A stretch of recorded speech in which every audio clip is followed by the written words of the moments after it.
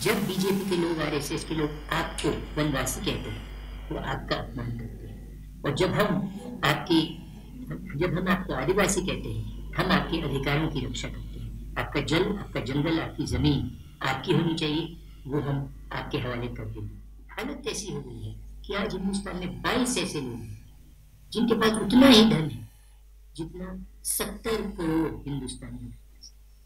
आप सोचिए, नरेंद्र मोदी जी ने इन 22 लोगों का 16 लाख करोड़ रुपए कर्जा माफ किया है। 25 साल का मनरेगा का पैसा इन्होंने इनका माफ करके दिया है।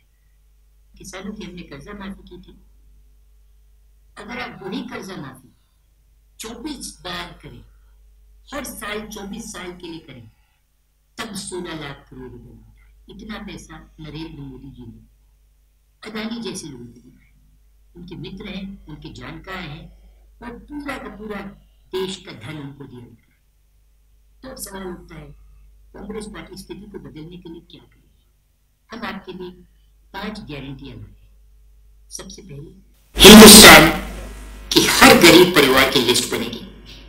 परिवार में एक महिला चुनी जाएगी और उस महिला के बैंक अकाउंट में साल के 1 लाख रुपए, महीने के 8,500 रुपए खटाखट उस दिन तक मिलेंगे जिस दिन तक वो परिवार गरीबी रेखा से निकल ना जाए।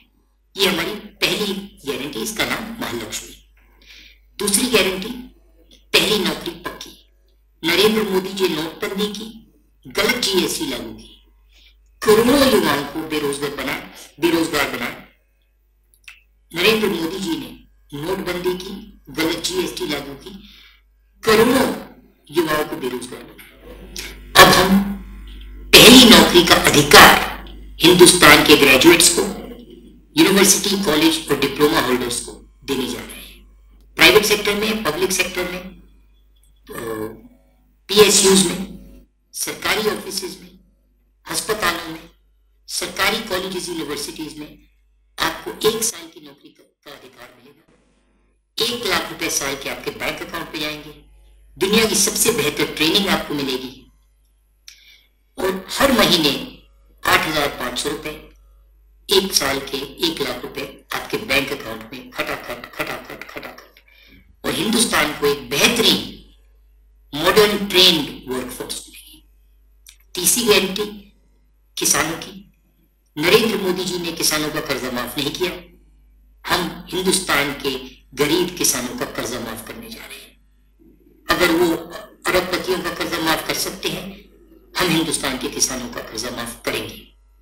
और आप जानते हो, उड़ीसा के किसान जानते हैं कि आपको कभी भी धान के लिए, शुगर केन के लिए, गेहूं के लिए सही दाम नहीं मिलता। हम पहली बार हिंदुस्तान के इतिहास में गारंटीड कानूनी मिनिमम सपोर्ट प्राइस दे रहे हैं। इसके माध्यम से आपको धान के लिए, शुगर केन के लिए सही दाम मिलने जा रहा है।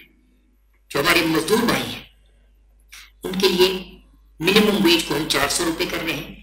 आज मनरेगा में 250 रुपए मिलते हैं। सरकार के बनने के एकदम बाद 400 रुपए मिलेंगे। आशा और आंगनवाड़ी की जो महिलाएं हैं, उनकी आमदनी दुगनी होगी। महिलाओं को सरकारी ऑफिसेज में, पब्लिक सेक्टर में 50% रिजर्वेशन हम देने जा रहे हैं। और आखिरी बात, जाति जनगणना। हम चाहते हैं कि देश के सब लोगों को पता लगे कि इस देश में उनकी कितनी भागीदारी है।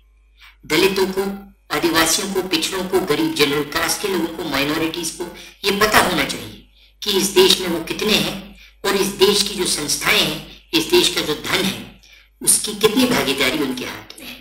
इसके लिए जाति जनगणना एक क्रांतिकारी कानून होगा और इसको भी हम लागू करने जा रहे हैं।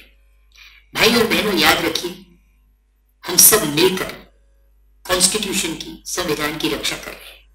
कॉन्स्टिट्यूशन के बिना गरीबों का, दलितों का, आदिवासियों का, पिछड़ों का कुछ नहीं बचेगा।